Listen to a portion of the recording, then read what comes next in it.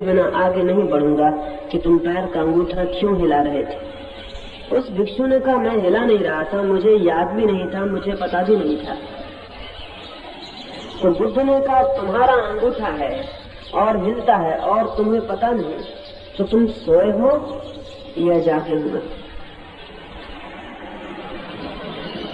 और बुद्ध ने कहा, पैर का अंगूठा हिलता है, तुम्हें पता नहीं, मन भी हिलता होगा और तुम्हें पता नहीं होगा, विचार भी चलते होंगे और तुम्हें पता नहीं होगा, वृत्तियां भी उठती होंगी और तुम्हें पता नहीं होगा। तुम होश में हो या बेहोश, तुम जागे हुए हो या सोए हुए।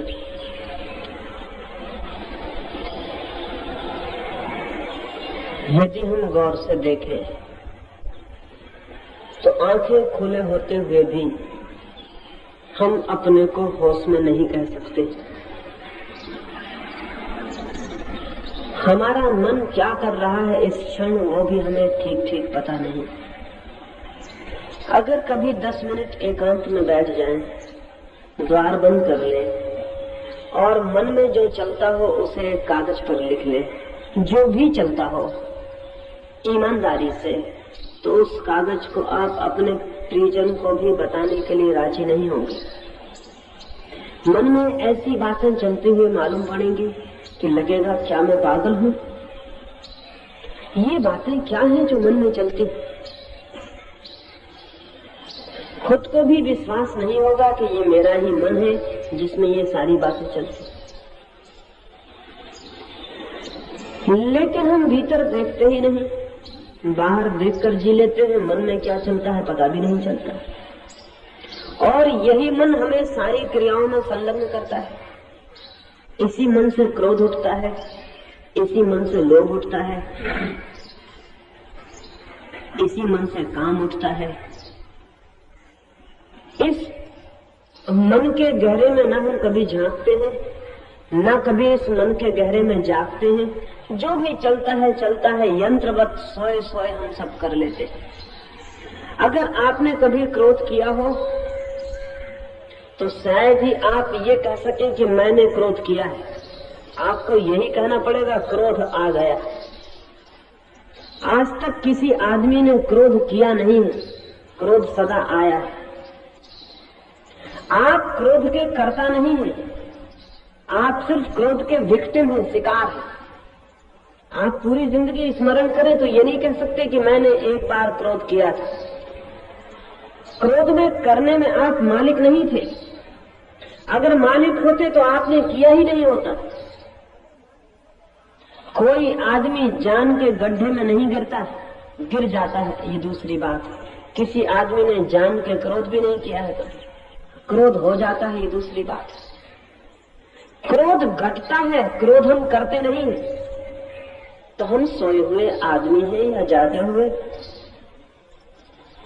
और प्रेम के संबंध में तो लोग कहते ही हैं कि प्रेम हमने किया नहीं, हो गया।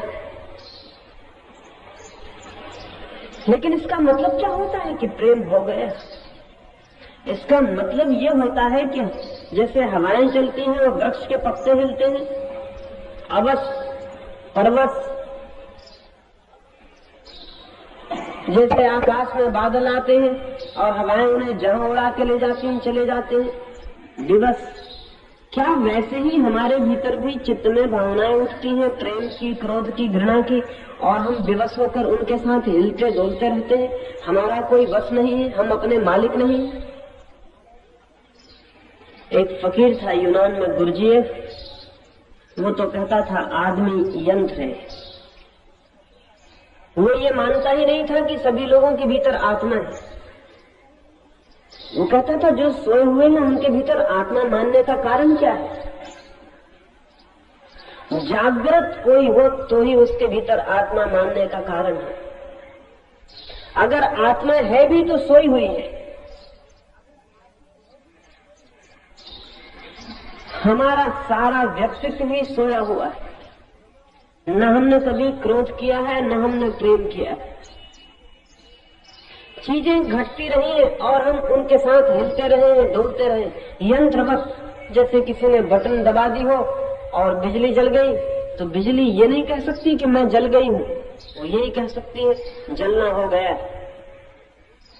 हमें भी कोई बटन दबा देता है और क्रोध जल जाता है, हम भूल से कहते हैं कि मैंने क्रोध किया, क्रोध हो गया। बटन दबी और क्रोध हो जाता है, पता भी नहीं चलता कब हो गया।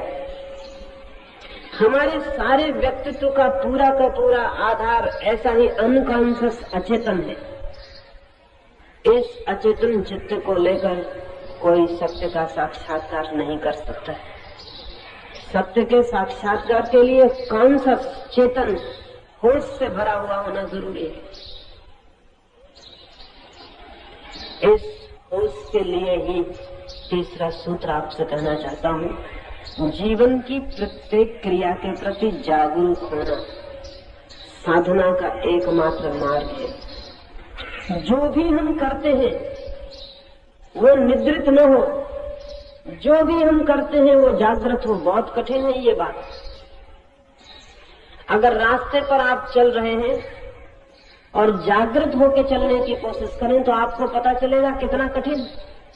एक दो क्षण याद रख पाएंगे कि मैं चल रहा हूं और फिर ये बात भूल जाएगी और चलना मैकेनिकल यांत्रिक ढंग से होने लगेगा, मन कहीं और चला जाएगा। 5 मिनट भी चलते हुए ये होश रखना मुश्किल है कि मैं चल रहा हूं। अपनी ही क्रिया है चलने की, अपना ही मन है, लेकिन चलने की क्रिया को 5 मिनट तक सतत स्मरण रखना, रिमेम्बर रखना मुश्किल मानता है। इसे थोड़ा लौटते वक्त करके प्रयोग करेंगे तो ख्याल में आएगा। और जब चलने की साधारण सी क्रिया के प्रति हम 5 मिनट नहीं जाग सकते तो आत्मा की बहुत गहरी क्रियाओं के प्रति हम कैसे जाग सकते? बुद्ध एक रास्ते से गुजरते हैं, उनके साथ एक भिक्षु है आनंद। वे आनंद से बात कर रहे हैं। एक मक्खी आकर उनके गले पर बैठी है, उन्होंने मक्खी उड़ा दी। फिर रुक के खड़े हो गए। फिर आनंद से कहा, भूल हो गई आनंद, मक्खी को मैंने सोए सोए उड़ा दिया। तुमसे बात करता रहा और हाथ मशीन की तरह गया और मक्खी को उड़ा दिया, गलती हो गई। फिर उस जगह हाथ ले गए जहां मक्खी बैठी थी, अब मक्खी वहां नहीं है, वो कभी की उड़ चुकी। फिर वहां हाथ ले गए, फिर उस मक्खी को उड़ाया जो नहीं थी। आनंद ने कहा, आप ये क्या कर रहे हैं? बुद्ध ने कहा, अब मैं जाग कर मक्खी को उड़ा रहा हूँ जैसे कि मुझे उड़ाना चाहिए था। मैंने नींद में हाथ उड़ा दिया, वो होश में नहीं था हाथ, वो यांत्रिक था, वो आत्मिक नहीं था। अब मैं उस तरह हाथ ले जा रहा हूँ जाग कर जैसे कि मुझे ले जाना चाहिए था। कभी आपने ख्याल किया, इस हाथ को नीचे से ऊपर तक उठाए होश से भर के, आपको पूरा पता हो कि हाथ उठ रहा है और आप हैरान हो जाएंगे। जितनी देर आप जागे रहेंगे कि हाथ उठ रहा है उतनी देर चित्त शांत हो जाए। जागृत चित्त शांत होता है, सोया चित्त अशांत होता है। रास्ते पर चल के देखें 10 मिनट भी जागे हुए, और जितनी देर होश रहेगा कि मैं चल रहा हूँ उतनी देर चित्त शांत रहेगा। जैसे ही होश जाएगा चित्त अशांत हो जाएगा।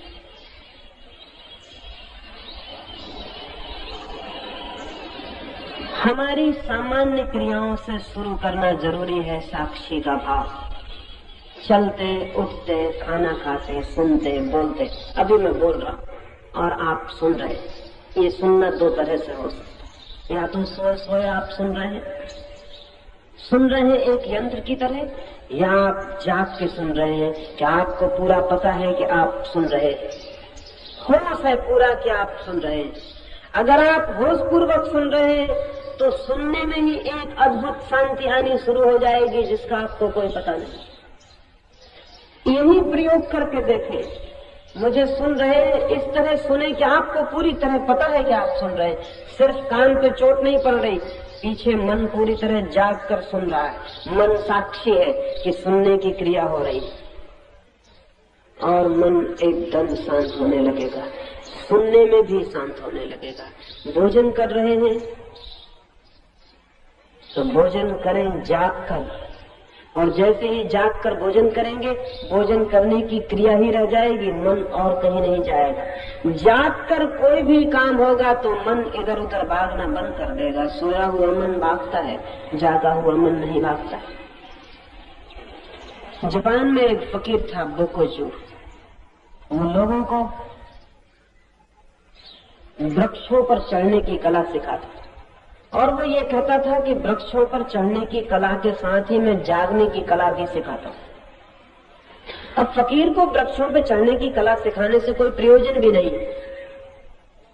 लेकिन उस फकीर ने बड़ी समझ की बात खोजी थी कि जागना और वृक्ष पर चढ़ना एक साथ सिखाना आसान था। जापान का एक राजकुमार उस फकीर के पास वृक्ष पर चढ़ना सीखने गया और 150 फीट ऊंचे सीधे वृक्ष पर उस फकीर ने कहा कि तुम चढ़ो, और वो फकीर नीचे बैठ गया।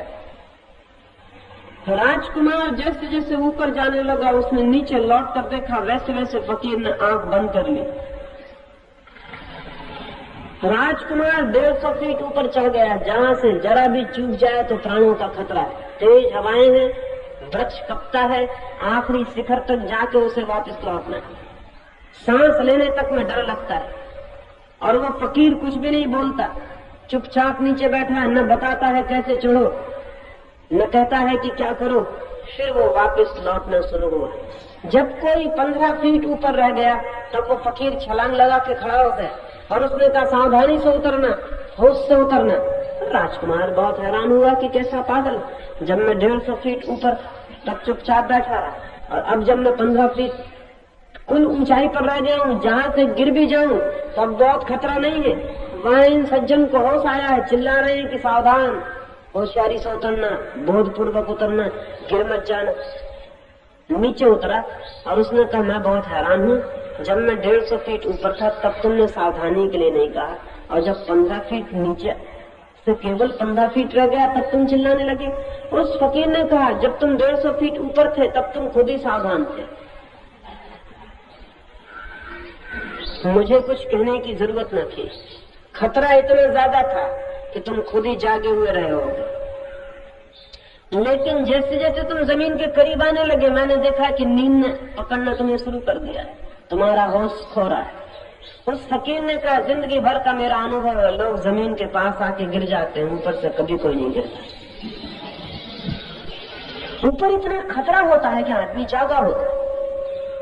और उस राजकुमार से उसने कहा कि तुम सोचो, जब तुम 150 फीट ऊपर थे, हवाएं जोर की थी और वृक्ष कपता था, तब तुम्हारे मन में कितने विचार चलते थे। उसने कहा विचार? एक विचार नहीं चलता, बस एकमात्र होश था कि जरा चूक न जाऊं। मैं उस वक्त पूरी तरह जागा हुआ। तो उस फकीर ने पूछा उस जागरण में तुम्हें कोई विचार नहीं थे? मन अशांत था, दुखी था, परेशान था, स्मृतियां आती थी, भविष्य की कल्पना आती थी? उसने कहा कुछ भी नहीं आता, बस मैं था। 150 फीट की ऊंचाई, प्राण खतरे में, वहां कुछ भी ना अतीत था ना भविष्य था, बस वर्तमान था। वही क्षण था और कपती हुई हवाएं थी और प्राण का खतरा था और मैं था, मैं पूरी तरह जागा हुआ था। उस फकीर ने कहा तो तुम समझ लो, अगर इस तरह तुम 24 घंटे जागे रहने लगो तो तुम उसे जान लोगे जो आत्मा है, इसके अतिरिक्त तुम नहीं जान सकते हो। ये जान के हैरानी होगी कि बहुत बार खतरों में आदमी को आत्मा का साक्षात्कार हो जाता है, और ये भी जान के हैरानी होगी कि खतरे का जो हमारे भीतर आकर्षण है वो आत्मा को पाने का ही आकर्षण है। खतरे का भी एक आकर्षण है, डेंजर का भी एक आकर्षण है हर एक के भीतर। और जब तक आदमी में थोड़ा बल होता है, खतरे का एक मोह होता है, खतरे को स्वीकार करने की इच्छा होती है। एक आदमी था, अभिनेता, उसने अमेरिका में रह के लाखों रुपए कमाए, जापानी था, फिर लौटता था वापस। उसने सोचा सारी दुनिया घूमता हुआ चलो। सारी संपत्ति कोई 80 लाख रुपए लेकर लौटता था। अब उसने ख्याल छोड़ दिया था काम करने का, अब रुपए कमा लिए थे, अब चुपचाप एक झोपड़ा बनाकर कहीं जंगल में रहेगा। वो पेश रुका आके अपनी यात्रा में। जिस होटल में ठहरा था उस होटल में किसी परिचित ने कहा कि पेरिस आए हो तो पेरिस के जुआ घर देखना बहुत जरूरी है, उनको बिना देखे व्यर्थ है, पेरिस तुमने देखा ही नहीं, तो पेरिस का जुआ घर जरूर देख लो। उस आदमी ने कहा, मैंने कभी जुआ नहीं खेला, लेकिन तुम कहते हो तो चलो चलता हूँ। वो पेरिस के बड़े जुआ घर में गया और उसने जाके 80 लाख रुपए एक ही साथ गांव पर लगा दिए, जितना लाया था कमा। उसके मित्र ने कहा, क्या पागलपन करते हो, पागल हो गए हो? इतना बड़ा गांव पेरिस के जुआ घर में कभी भी नहीं लगाया गया, एक ही दांव और इकट्ठा, और उसके पास एक पैसा नहीं बचता है पीछे। पर उस अभिनेता ने कहा, अगर दांव ही लगाना है तो पूरा लगाना चाहिए, नहीं तो दांव का मजा ही नहीं आएगा। उसने वो 80 लाख रुपए का दांव लगा दिया और हार गया। उस जुआ घर से होटल तक लौटने के लिए पैसा भी मित्र से उधार लेने पड़े। सन्नाटा छा गया होटल में और सभी लोगों ने समझा कहीं वो आदमी मर न जाए। इतना बड़ा धक्का होगा उसको। रात जाके वो अपने होटल में सो गए।